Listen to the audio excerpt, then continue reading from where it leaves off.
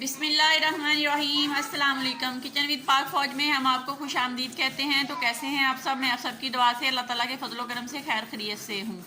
तो रेसिपी बनाने से पहले वही छोटी सी रिक्वेस्ट कि अगर अभी तक आप लोगों ने मेरे चैनल को सब्सक्राइब नहीं किया तो मेहरबानी करके सब्सक्राइब करें, रेसिपी को पूरा देखा करें, बनाया करें, कमेंट्स करके बताया करें कि कैसी बनी और दोस्तों के साथ शेयर किया करें। तो आज यहाँ पे मेरे अब्बू जान मुझसे मिलने आए हैं। अस्सलाम वालेकुम अब्बू जी। तो ये फोटाबाद से आए हैं मुझसे मिलने और यहाँ पे मेरा बेटा बैठा हुआ मोहम्मद बिलाल। और यहाँ पे आज अब्बू के लिए हम बना रहे हैं खोए वाला गजरेला। तो उसके लिए ये गाजरें हमने ली थी 5-6 किलो, इनको साफ़ कर लिया है, धो लिया है। अब अम्मी जान इसको छील के अम्मी जान और शहजाद जो है ये कद्दूकश कर रहे हैं। ये गाजरें कद्दूकश हो रही हैं।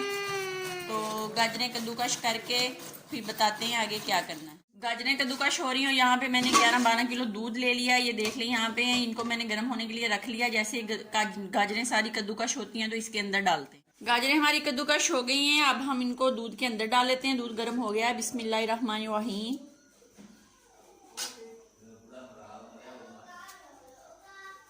ऐसे डाल लें सारी, फिर दिखाते। गाजरें सारी मैंने इसके अंदर डाल दी है। अब हम इसको दरमियानी आंच पे पकाते जाएंगे और साथ साथ आपको दिखाते जाएंगे कि कैसी इनकी कंडीशन है। तो माशाल्लाह ये देख लें हमारे गजरेले की कंडीशन, इसकी हालत। ये पक रहा है। अभी इसको 2-3 घंटे लगेंगे।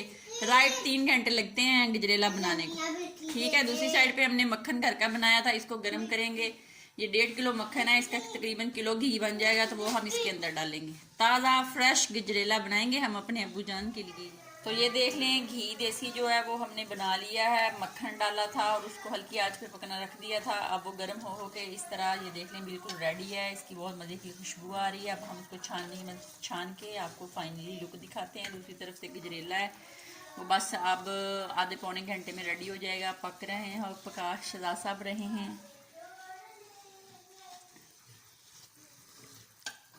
तो ये देख लें देसी घी की फाइनली लुक। घर का फ्रेश देसी घी, इतनी मज़े की खुशबू है। तो इंशाल्लाह इसको हम पूरे को गजरेले में डालेंगे। और ये वो चीज़ें हैं जो गजरेले के अंदर जाएंगी। यहाँ पे खोया है तकरीबन 1 किलो मेवे वाला है। ये मीठा है, फीका हमने नहीं यूज़ किया। चीनी हम कम यूज़ करेंगे। यहाँ पे 1 प्याली से भी थोड़ी सी कम है।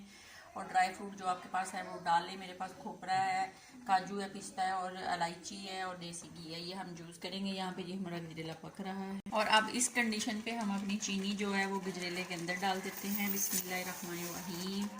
तो डाल के इसको मिक्स करते हैं और फिर भूनते हैं। ये देख लें नाजरीन गजरेले का पानी जो है वो बिल्कुल ड्राई हो गया। तो इस कंडीशन पे हम यहाँ पे देसी घी जो है वो डाल देंगे। लें जल्दी करें, चलें बिस्मिल्लाह करें। बिस्मिल्लाह बिस्मिल्लाह। ये देखें देसी घी इसके अंदर जा रहा है।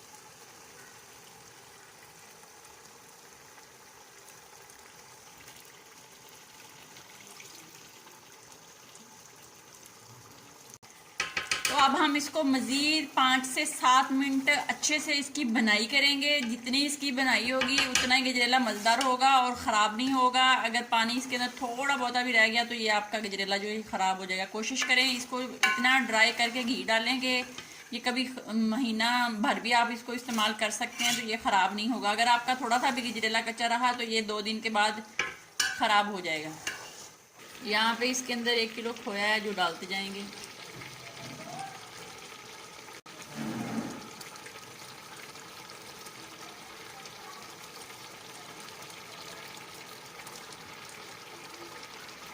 खोया हमने डाल दिया है। अब हम इसको मज़ीद 5 मिनट भूनते हैं। भून के बाद इसमें ड्राई फ्रूट हैं तो डालने, नहीं हैं तो सब्ज़ इलायची डाल दें। तो मैंने डालने नहीं है, मेरे बच्चे खाते नहीं है, मैंने सिर्फ सब्ज़ इलायची डालनी है। और इसको डिश आउट करके फिर आपसे मिलते हैं। यहाँ पे सब्ज़ इलायची का पाउडर मैंने बना लिया था। एक शापर में रख के इसको डंडे की मदद से अच्छे से पीस लिया और इसके अंदर डाल देते हैं। डाल के फिर 1 मिनट भूनते हैं, डिश आउट करते हैं और आपको दिखाते हैं। अब हम इसको डिश आउट कर लेते हैं। इसने घी छोड़ दिया है। बिस्मिल्लाहिर्रहमानिर्रहीम।